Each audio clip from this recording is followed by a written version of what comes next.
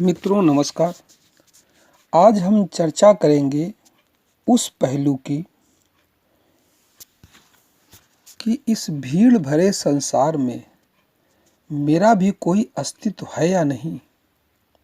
हम सबका अलग अलग कोई अस्तित्व है नहीं। मैं भीड़ की बात नहीं कर रहा हूँ, मैं व्यक्तिगत अपने अपने अस्तित्व की बात कर रहा हूँ। इतने पंथ हैं, इतने मत हैं, इतने मतांतर हैं, इतने सिद्धांत हैं, इतनी जातियां हैं, इतने धर्म हैं। यहाँ इंसान की अपनी औकात क्या है, या इंसान इन्हीं मतांतर सिद्धांतों में खो करके रह जाएगा किसी एक का। जब एक का रह जाएगा तो दूसरा दूसरे का होगा, तीसरा तीसरे का होगा, और आपस में द्वंद्व चलता रहेगा उनके नियमों पर, उनके सिद्धांतों पर, उनकी मान्यताओं पर। तो क्या मेरा कोई अस्तित्व नहीं है? है। इतने शास्त्र लिखे हैं, वो अलग अलग जातिगत धर्मगत संप्रदायगत शास्त्र हैं। आखिर हमारा शास्त्र कौन सा है? हम माने जब हमने जन्म लिया उस समय की मैं बात कर रहा हूं।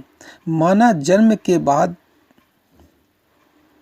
हमें नहीं पता कि हम किस जाति धर्म देश काल के अंतर्गत पैदा हुए हैं। मानिए हम बिल्कुल जन्म के बाद हमको वीरान में छोड़ दिया जाए, नवजात शिशु मान करके बिल्कुल वीरान में छोड़ दिया जाए, और हमको एक समाज का एक वर्ग पाले, तो मैं अपनों को किस दृष्टि में रखूंगा, उसी विषय पे बात करता हूँ। इसको आप ये भी कह सकते हैं कि मैं एक नए पुराण की रचना के पर बात कर रहा हूँ, जिसे हम कह सकते हैं मानव पुराण। उसी पे चर्चा करूंगा। आखिर एक दृष्टि क्या है, आखिर एक विकल्प क्या है, आखिर हम करें क्या, उसी विषय में थोड़ा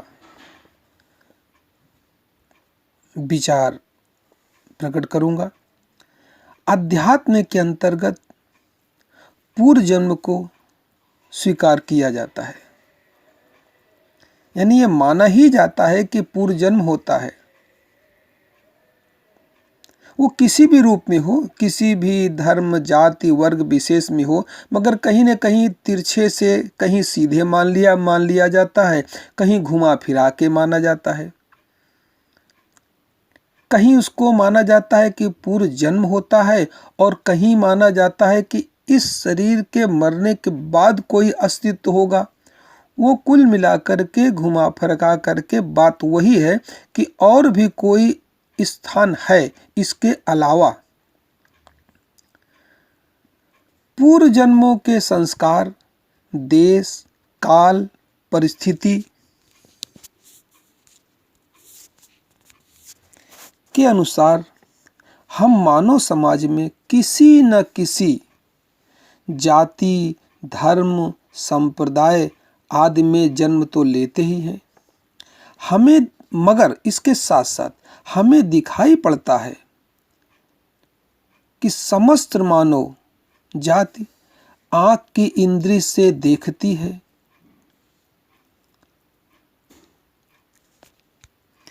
कान से सुनती है, नासिका से गंध महसूस करती है, जिह्वा से स्वाद का काम लेती है। सत्यता तो यह है कि आँख देखने में, कान सुनने में समर्थ नहीं है, क्योंकि जब शरीर से जीवन ऊर्जा या प्राण निकल जाते हैं उस समय आँख तो होती है पर वह देख नहीं सकती है, कान तो होते हैं पर वह सुन नहीं सकते हैं, सभी इंद्रियां होती हैं पर वह कार्य नहीं कर सकती है। सत्य तो यह है कि आँख के द्वारा, कान के द्वारा हमारे शरीर के अंदर जो एक एनर्जी है, जो एक शक्ति है, वही देखती और सुनती है। आदर्श रूप में एक शक्ति सभी के अंदर एक ही है, अब उसका नाम अलग अलग लोगों ने दे दिया है। किसी ने चेतना कह दिया, किसी ने जीवनी शक्ति कह दी, किसी ने भगवान कह दिया, किसी ने परमात्मा कह दिया। इसी प्रकार समस्त इंद्रियां कार्यशील हैं। सभी के अंदर श्वसन तंत्र व पाचन तंत्र कार्य करता है। सभी मानव जाति बुद्धि से अपने निर्णय लेते हैं। ऐसा नहीं कि कुछ मस्तिष्क से निर्णय लेते हैं, कुछ पैर से निर्णय लेते हैं, कुछ पेट से निर्णय लेते हैं, कुछ हाथ से निर्णय लेते हैं। नहीं, सभी मस्तिष्क प्रदेश से निर्णय लेते हैं। और सभी का मस्तिष्क अगर देखा जाए ऑपरेशन करके, सभी का मस्तिष्क की आकृति, उसकी बनावट एक सी है। वो कहीं का भी इंसान हो, अगर वो मानव है तो उसका मस्तिष्क एक ही है। और ऑक्सीजन यानी प्राणवायु के द्वारा सभी इंसान जीवित हैं, कोई भी हो। सभी के जीवन का आधार श्वास है। प्रेम, क्रोध, हिंसा, अहिंसा, राग, द्वेष, घृणा आदि अंतःकरण के जो गुण और दोष हैं, ये सभी में पाए जाते हैं, पूरी मानव जाति में। सभी के खून का रंग लाल है। सभी मानव 5 तत्व और एक चेतना का जोड़ है। कर्मेंद्रियां व ज्ञानेंद्रियां सभी में सामान्य रूप से काम करती हैं। और सभी के अंदर आपने देखा होगा, जन्म है, बचपन आता है, जवानी आती है, बुढ़ापा आता है, सभी को उससे गुजरना पड़ता है। और अंत काल में सभी लोग मृत्यु के ग्रास बन जाते हैं। पृथ्वी है, जल है, अग्नि है, वायु है, आकाश है, वनस्पति है, पशु हैं, पक्षी हैं, जानवर हैं, सौरमंडल है, तारामंडल है, समस्त ब्रह्मांड है। पूरा अस्तित्व सभी के लिए समान रूप से उपयोगी रहता है। समस्त को उत्पन्न, पालन व संहार करने वाली जो एक शक्ति है, जिसे भगवान, कोई ईश्वर कह दे, कोई गॉड कह दे, कोई वाहे गुरु कह दे, कोई परमात्मा कह दे, कोई प्रभु कह दे, या दूसरे अन्य जातिगत धर्मगत नामों से संबोधित कर ले, सब एक ही शक्ति के अनेक रूपों में मान्यताओं के ही नाम है। मानव जाति ने देश, स्थान व अपने धार्मिक ग्रंथों के अनुसार जाति व धर्म को मान्यता प्रदान की है। देश व स्थान के नाम पर पंजाबी हो गए, बिहारी हो गए, बंगाली हो गए, गुजराती हो गए, मराठी हो गए, जर्मनी हो गए, फ्रेंच हो गए आदि धार्मिक ग्रंथों और अगर हम धार्मिक ग्रंथों के आधार पे माने तो वेद हो गए, पुराण हो गए, श्रुतियाँ हो गईं, स्मृतियाँ हो गईं आदि विभिन्न प्रकार के ग्रंथ हैं। शास्त्रों को मानने वालों, जो इस प्रकार के शास्त्रों को मानते हैं, उनको हिंदू कह दिया गया। एक धर्मशास्त्र का अलग ग्रंथ है जिसे कुरान कहते हैं। कुरान के मानने वालों को इस्लाम धर्म में कह दिया गया। बाइबिल के मानने वालों को ईसाई कह दिया गया। और गुरु ग्रंथ साहब के धर्म के मानने वालों को पंजाबी और सिख कह दिया गया। जंगल कुछ देर के लिए मान लीजिए कि जंगल के एकांत में जन्म लेने वाला शिशु जब बड़ा हो गया, उसने चोटी लगा ली, जनेऊ पहन लिया, तो वो हिंदू हो गया, ब्राह्मण हो गया। टोपी लगा लिया, पैजामा पहन लिया, मूछ नहीं है, दाढ़ी लंबी कर लिया तो इस्लाम धर्म का हो गया। टाई लगा लिया, हैट लगा लिया, सूट पैंट पहन लिया तो वो ईसाई धर्म का हो गया। बड़े बड़े बाल रख लिए, दाढ़ी रख ली, पगड़ी बांध लिया, सलवार कुर्ता पहन लिया तो वो सिख हो गया।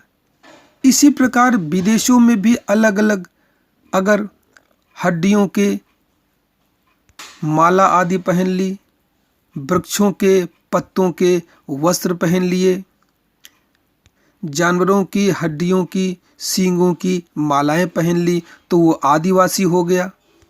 यह सब बाहर के आवरण हैं। भीतर तो उस इन सब के भीतर तो है तो आदमी ही, है तो इंसान ही, है तो मानव ही। अब दूसरे पहलू से विचार करिए। मनुष्य का जन्म यानी मानव का जन्म व मृत्यु का जो मूल सिद्धांत है, मूल नियम है, वो सभी का एक जैसा है। जीवन के गुण दोष एक जैसे हैं, तो फिर जीवन देने वाली शक्ति भी एक ही होनी चाहिए। उस शक्ति को खोज हम अपनी मान्यताओं के अनुसार विभिन्न विधियों से करते हैं। अतः मनुष्य को हर जाति, धर्म, वर्ग, देश के प्रति सदैव दयावान होना चाहिए। सबके साथ समरूपता का व्यवहार क्यों नहीं करते हैं? होना चाहिए, क्योंकि अंदर से सभी तो एक हैं। कोई किसी से भिन्न नहीं है भीतरी स्तर पर। बाहरी आवरण को अगर छोड़ दें तो भीतर से कोई भी किसी से भिन्न नहीं है। उनकी भिन्नता उनके ऊपर आवरण और मान्यता की ही भिन्नता है मात्र।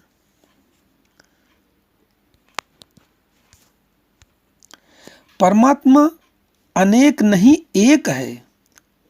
जब हम इसको अहंकार के अनुपात में देखते हैं तब हमको सब अलग अलग दिखाई पड़ता है। यहाँ तक कि शरीर का बोध भी एक सूक्ष्म अहंकार है। दिखाई नहीं पड़ता मगर बहुत गहरा अहंकार है। नहीं, सूक्ष्म, बहुत ही बारीक और सूक्ष्म अहंकार है। क्या कि मैं शरीर हूँ। इसलिए हम अहंकार के कारण जब तक शरीर, मन व बुद्धि से उस शक्ति को जानना चाहेंगे तब तक वह अनेक प्रतीत होगा, अलग अलग सब दिखेगा। और जब शरीर, मन, बुद्धि के अहंकार से थोड़ा सा ऊपर उठेंगे तो सबके भीतर एक ही शक्ति, एक ही परमात्मा, एक ही स्रोत का अनुभव होगा। इसी को कहा गया है परमात्मा अद्वैत है। अब इस वक्तव्य को केवल अहंकार शून्य चित्त ही अनुभव कर सकता है, क्योंकि परमात्मा निराकार, निर्विकार, निरअहंकार, जिसे शून्य भी कह सकते हैं। शून्य माने खालीपन वाला शून्य नहीं। शून्य माने एक शून्य माने होता है कुछ नहीं, और एक शून्य होता है खाली है तो मगर खाली है, शून्य है। इन समस्त विचारधाराओं से शून्य है, उसकी भी एक अवस्था होती है। इसी कारण इन सब बातों का अनुभव भी हमें तभी होता है जब हम इसी प्रकार के खाली और शून्य का भीतर अनुभव कर सकते हैं। क्योंकि परमात्मा सब कुछ होते हुए भी बिल्कुल शांत और शून्य आनंददायी है, तो हम भी किन्हीं विधियों के द्वारा जब भीतर से अहंकार शून्य हो जाते हैं तब जाकर के उसका अनुभव होना संभव होता है। अब बात आती है, जब शक्ति एक है, विराट की शक्ति एक, जिसे थोड़ी देर पे परमात्मा या भगवान कह सकते हैं, एक है, तो उसे खोज करने की, अनुभव करने की विधि भी तो एक ही होनी चाहिए। आज उसी एक विधि पर चर्चा की जाएगी कि अगर परमात्मा निरअहंकार है, निराकार है, खाली है, शून्य है, खाली वाला शून्य है, तो हम भी किस तरह इस खालीपन, शून्य और निर्विचार, जहां मन में कोई विचार ना चले और हम, मेरा अस्तित्व हो, इस प्रकार की मस्तिष्क की अवस्था में जब हम पहुंचेंगे तो उसका अनुभव कर सकते हैं। बस मात्र इसी बात को समझाने के लिए इस समस्त पृथ्वी पर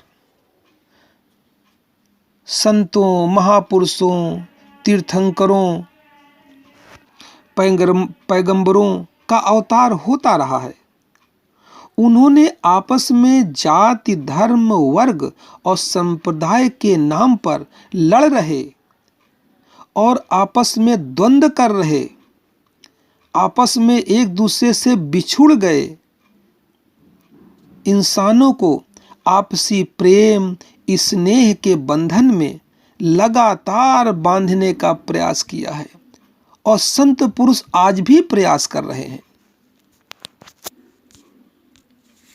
एक बात और समझिए, मनुष्य किसी भी काम को पूरा करने के लिए अपनी पूरी क्षमता, पूरी शक्ति, साम, दाम, दंड, भेद लगाने के बाद भी जब कभी कभी काम को पूरा नहीं कर पाता है, अक्सर देखा होगा आपने, सब कुछ लगा दिया फिर भी काम पूरा नहीं हुआ और वह हार गया।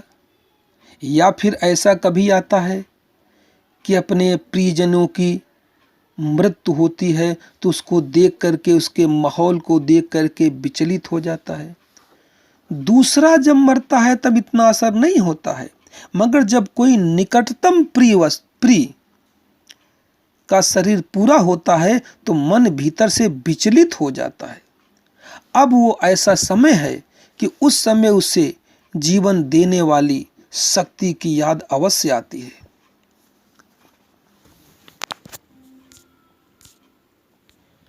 जब कोई मनुष्य चारों ओर से हताशा के कारण किम कर्तव्य विमूढ़ हो जाता है, उस समय उसे प्रभु, परमात्मा, गॉड ऐसे शब्दों से जो जाना जाता है, उसकी सच्ची याद आती है और वही मनुष्य के जन्म का मूल कारण है। जन्म देने वाले तो हमारे माता पिता होते हैं, मगर धार्मिक दृष्टि से देखा जाए तो जन्म देने वाले माता पिता नहीं हैं, बल्कि जीवन देने वाली शक्ति अलग है। माता पिता तो मात्र हमारे पूर्व जन्मों के संचित कर्मों के कारण मेरे जन्म देने का आधार बनते हैं, वो बेस हैं।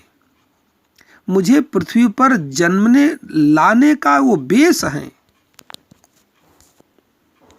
उनके द्वारा हमारे शरीर की जन्म की प्रक्रिया पूरी होती है, वह हमारे जीवन श्रृंखला की एक कड़ी है। माता पिता हमें केवल शरीर देते हैं, जीवन तो कहीं और से आता है। जीवन तो माता पिता के द्वारा कहीं और दूसरी जगह अनंत अज्ञात से आता है। चैतन्य अपने जन्म की यात्रा के दौरान किसी को भी माता पिता बनाकर प्रकट कर सकता है। अपने संस्कार के बस चेतना को अलग अलग माता पिता के रूप में जन्म लेना पड़ता है। यानी हमारे पूर्व जन्मों के कर्मों को फल भोगने के लिए प्रकृति ने अपने हिसाब से माता पिता पहले सेट कर रखे हैं। जैसे हमने पूर्व जन्मों के कर्म को भोगना है, उसी की दृष्टि से हमें माता पिता चुनने का अवसर मिलता है। यह पूरा नियम सृष्टि में स्वतः ही संचालित होता है। यह सारा का सारा ऑटोमेटिक है। अब इसी चर्चा को अलग अलग ग्रंथों ने अलग अलग दृष्टिकोण से बात कही है। जैसे गीता के विषय में ले, गीता में कहते हैं, हे अर्जुन, नाना प्रकार के सब योनियों में जितनी मूर्तियां अर्थात शरीरधारी प्राणी उत्पन्न होते हैं, उनमें पृथ्वी तो गर्भ धारण करने वाली माता है और मैं जीवन स्थापित करने वाला बीज रूप में पिता हूं। ये कृष्ण गीता में कहते हैं। तो अगर गीता में कृष्ण कह रहे हैं तो आप ये मत समझ लीजिएगा कि कृष्ण ये अहंकार के वशीभूत होकर के कोई बात कह रहे हैं। जो भी कोई अपने ग्रंथ में कहेगा इसी बात को कहेगा और कृष्ण के स्थान पर अपने ग्रंथ के अनुसार वही इस बात को कह देगा। आंखों से दिखाई देने वाला व इंद्रियों से अनुभव होने वाला समस्त संसार तथा न दिखाई देने वाला अज्ञात अनंत शक्तियों से भरा ब्रह्मांड, इन सभी के होने का जो मूल कारण है, उनके चिंतन व खोज के विषय को अध्यात्म व धर्म कहा गया। यही तो धर्म है। ये अज्ञात की जो चिंतना है, जो नहीं पता है, उसी को अज्ञात कहते हैं। उसकी जो खोज है, इस विषय का जो पूरा का पूरा अध्ययन किया जाता है कि किस बात से, किस विषय से, किस विधि के द्वारा हम अज्ञात को झांक लें, उसी को धर्म कहा जाता है।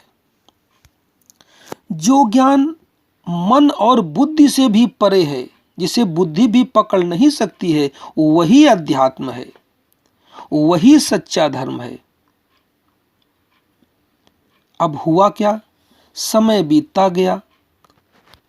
धीरे धीरे आगे चलकर धर्म का जो व्यापक रूप था यह संकुचित होने लगा और हिंदू धर्म, इस्लाम धर्म, सिख धर्म, जैन धर्म, बौद्ध धर्म, पारसी धर्म आदि अनेकों धर्मों में बट गया। सदियां बीत गईं, परंतु मनुष्य अभी भी इस माया जाल में उलझा हुआ है। इन जालों के ताने बानों को तोड़कर मुक्त होना पड़ेगा, तभी शुद्ध धर्म, मानव धर्म निकल करके सामने आएगा। कुछ देर के लिए यदि हम अपने को कथित धर्म व जाति से अलग रखकर धर्म की कल्पना करनी पड़े तो हमारा धर्म क्या होगा? यदि हम जीवित हैं तो अपने को मानव धर्म में स्वीकार करना पड़ेगा। आपने देखा होगा अस्पताल में सभी जाति, धर्म, वर्ग के बच्चे जन्म लेते हैं। अब थोड़ी देर के लिए मानिए कि किसी प्राकृतिक आपदा के कारण कभी अस्पताल का पूरा लेखा जोखा क्षतिग्रस्त हो जाए, अस्पताल के पूरे कागजात नष्ट हो जाएं, वहां पर केवल नवजात शिशुओं को बचा लिया जाए, तब नवजात जन्मे शिशुओं को कल्पना कीजिए, जिनकी अपनी पहचान, माता पिता का नाम सब नष्ट हो गया है। अब इन नवजात शिशुओं को किस वर्ग, संप्रदाय, जाति और मान्यता में कहा जाएगा? दुनिया में ऐसी कोई विधि या मशीन नहीं है जिससे इन नवजात शिशुओं के धर्म, जाति और संप्रदाय को देखा जा सके, परखा जा सके, परीक्षण किया जा सके, जांच की जा सके या इनको इसके आधार पर अलग अलग बांटा जा सके। अतः मनुष्य को मानव जाति के ही रूप में स्वीकार करना पड़ेगा। यह कोई असंभव घटना नहीं है, बहुत खास बात नहीं है। समाज में बहुत से लावारिस बच्चों की स्थिति ऐसी होती है, उनकी जाति धर्म का कोई पता होता ही नहीं है। हाँ, यदि अगर ऐतिहासिक वर्णन के आधार पर देखा जाए तो कबीर को ही ले लीजिए। सुना है उनके माता पिता अलग अलग कथित धर्मों के थे। लोक लाज के कारण इस बालक को वाराणसी जिले में लहरतारा मोहल्ले में एक तालाब के किनारे छोड़ गए थे। एक जुलाहे के परिवार ने इस बच्चे का पालन पोषण किया। आगे चलकर यही बालक संत कबीर दास के नाम से जाना गया। कबीर किस धर्म व किस जाति के थे, उनका कोई पता ठिकाना नहीं था और न ही किसी जाति विशेष के गुण धर्मों के अंतर्गत उनका व्यवहार था। वर्तमान में जहां बड़े हुए उसी के अनुसार जीवन यात्रा में आगे चले। जीवन के परिवेश में जुलाहों का असर दिखता था, क्योंकि जुलाहे के परिवार ने उनको पाला था। जुलाहे के परिवेश में रहने के कारण वो जिस मोहल्ले में रहते थे, पूरा का पूरा मोहल्ला जुलाहों का है। वहाँ कपड़े बुनाई का ही काम होता है। जुलाहे ज़्यादा हैं, घर घर कपड़े बुनाई का ही काम होता है। मुझे इसलिए अच्छी तरह पता है कि मैं भी बनारस लहरतारा का ही रहने वाला हूँ।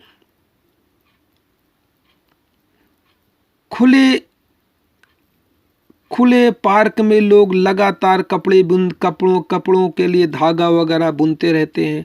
हालांकि आज का परिवेश बदल गया है। देश काल परिस्थिति के अनुसार अब उन्होंने धागा बनाना बंद कर दिया है। अब वो प्लास्टिक की डोरी बनाते हैं, मगर जाति उनकी जुलाहे की ही है, गुण जुलाहे का ही है, परिवेश जुलाहे का ही है, रहन सहन जुलाहे का ही है। काम में बदल गया, पहले धागा बनाते थे, अब वो प्लास्टिक की डोरियों को बढ़ते हैं। हाथ के जो बने होते हैं करघे, इनसे पूरा का पूरा परिवार करघे चला करके प्लास्टिक की रस्सियां बनाता है इस वर्तमान समय में।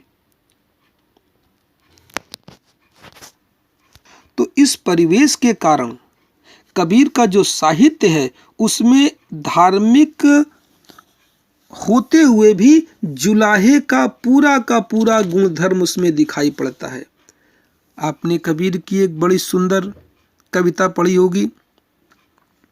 उन्होंने अध्यात्म के गूढ़ रहस्यों को भी जुलाहे के रूप में ढाल कर कपड़ा बुनाई के रूप में ढाल करके समझा दिया है। उसी परिवेश में समझाने का प्रयास किया है।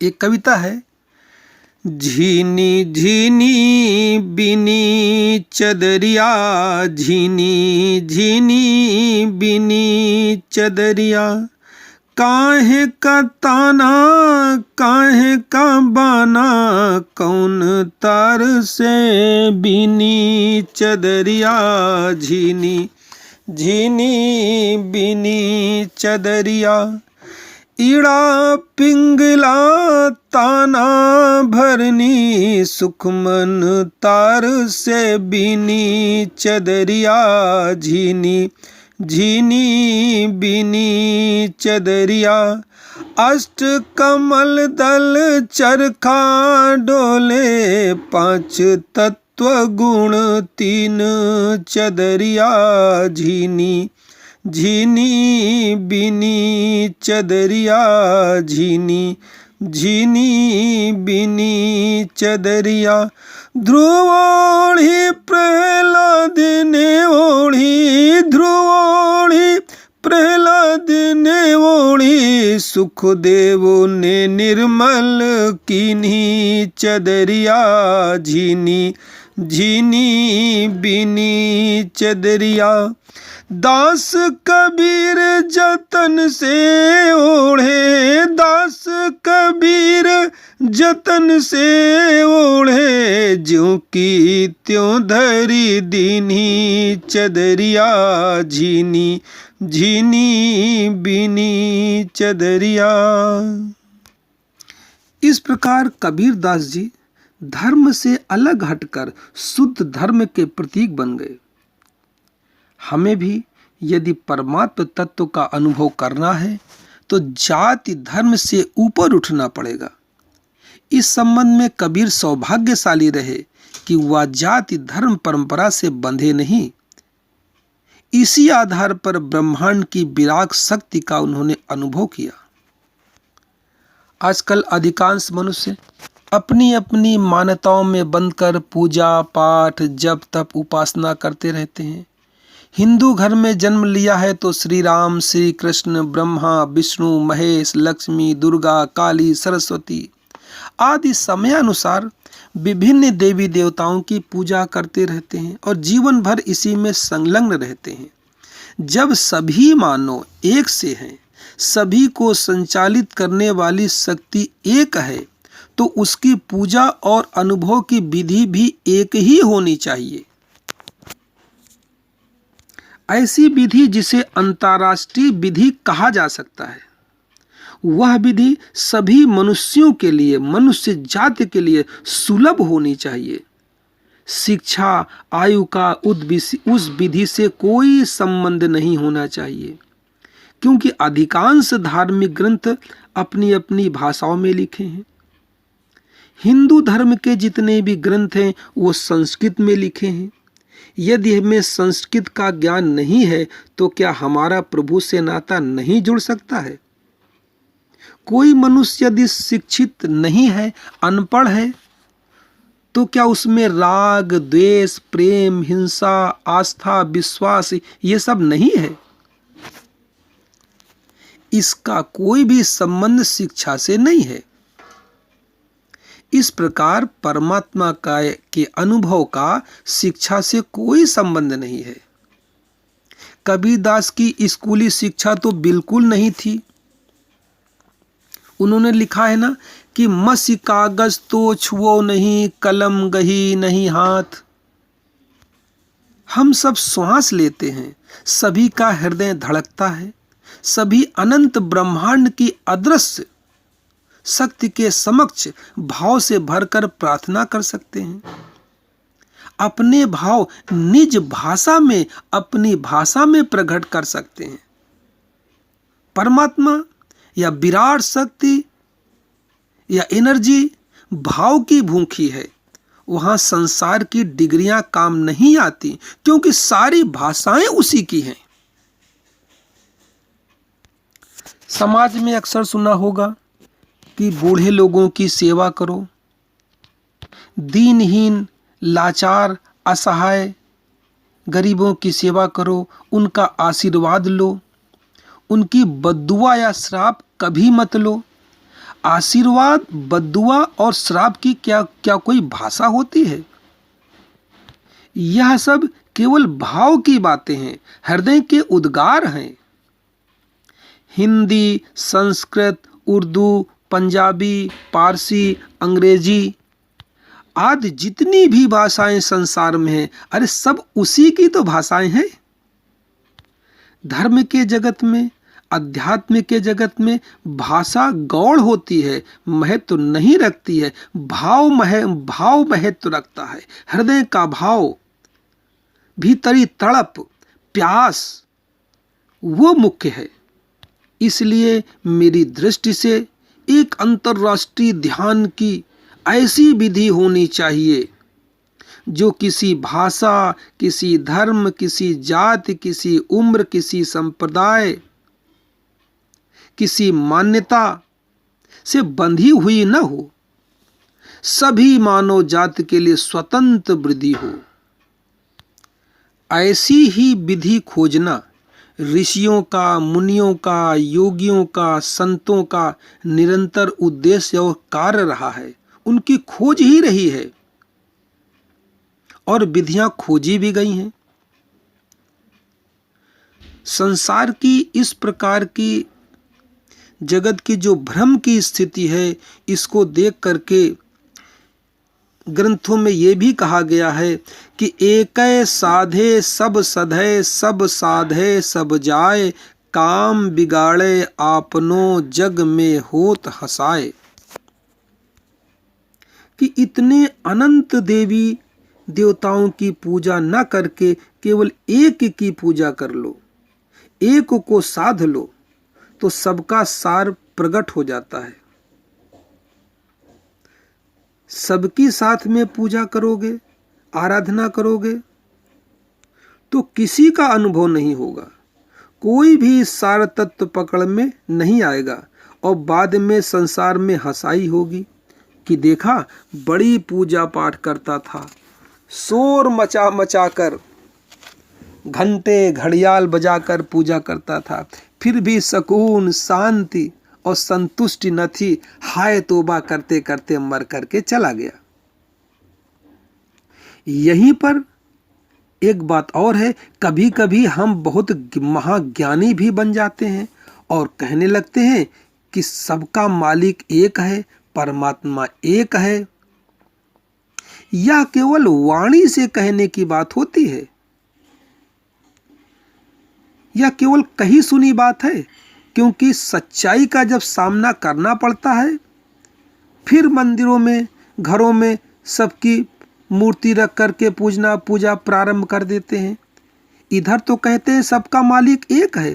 अरे जब एक है तो एक की पूजा करो ना।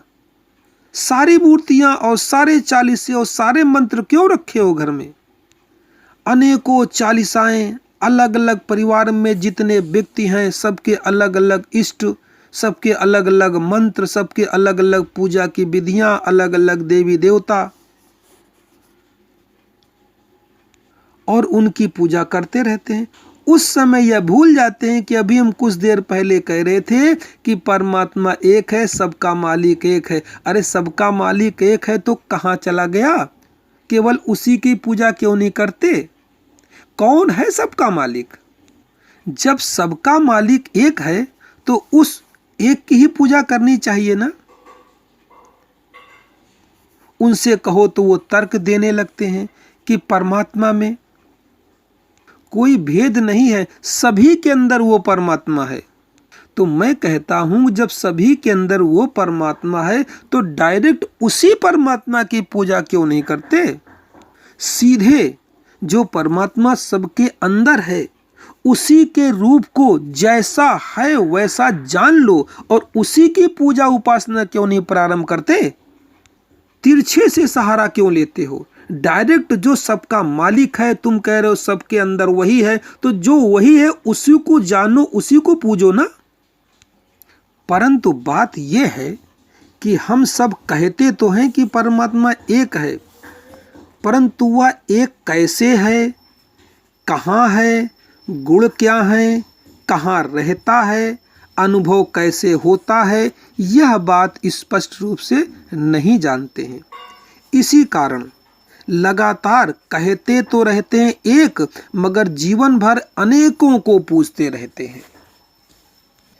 इसी दुविधा और भ्रम को तोड़ने के लिए मैंने यह ऑडियो की सीरीज बनाई है। मेरा निष्कर्ष यही है, समस्त शास्त्रों, समस्त पंथों, समस्त विधियों का निचोड़ निकाल करके मैं आपको जो वो एक परमात्मा है उसका स्थान, जगह, क्या, क्यों, कैसे, कहाँ, उसके विषय में बता दूं, फिर सीधे डायरेक्ट आप उसी की आराधना में लग जाएं।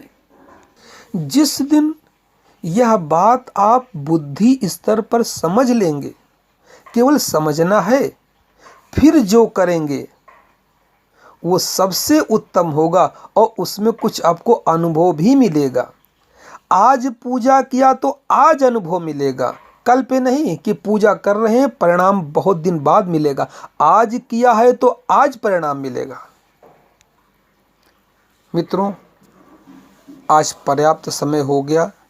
जितनी चर्चा की शायद एक बार पढ़ने में, सुनने में समझ में ना आए, क्योंकि पुस्तकें सुनने और पढ़ने से इतनी जल्दी समझ में आती नहीं है, क्योंकि हमारे मस्तिष्क में हम सुनते तो रहते हैं किसी की बात को, मगर मन में हमारे उसके खिलाफ विचार चलते रहते हैं। तो सिर्फ इतना निवेदन करूंगा कि एक बार स्थिर भाव से, शांत मन से बैठ करके 1-2 बार इसका श्रवण कर लें, फिर इसी विषय में लगातार आगे चर्चा की जाएगी। मेरा उद्देश्य सिर्फ ये है कि समस्त धर्म शास्त्रों, समस्त पंथों, मतांतरों का सार निकाल करके मैं आपको एक विधि को अच्छी तरह स्पष्ट रूप से समझा दूं। विश्वास के आधार पर नहीं, तर्कों और शास्त्रों, समस्त शास्त्रों के प्रमाण के आधार पर, बस फिर मेरा काम समाप्त है। आपको वो विधि मिल गई। अब जीवन भर उस विधि को पकड़े रहेंगे, उस पे काम करते रहेंगे, क्योंकि उसमें आपको अनुभव होना प्रारंभ हो जाएंगे। अब आप बदल नहीं सकते उसको, क्योंकि वो आपकी अपनी विधि हो गई, अनुभवजन्य हो गई। कल फिर चर्चा करूँगा। कोई भी प्रश्न हो तो कमेंट में डाल सकते हैं। आपके जो धार्मिक मित्र हैं, इस प्रकार की चर्चा करते रहते हैं, उनको ये शेयर कर सकते हैं। नई वीडियो की सूचना आपको तुरंत मिल जाए, इसके लिए मेरा चैनल सब्सक्राइब कर सकते हैं, बेल आइकन दबा सकते हैं। शेष आपकी मर्जी, आप समझदार हैं। इस विषय में कोई प्रश्न हो, कोई तर्क हो तो कमेंट में लिख सकते हैं, उसका उत्तर देने का प्रयास किया जाएगा। या व्हाट्सएप पर भी पूछ सकते हैं। मेरा व्हाट्सएप नंबर है 9897727441 योगी अंतर्ध्यान। नमस्कार, धन्यवाद।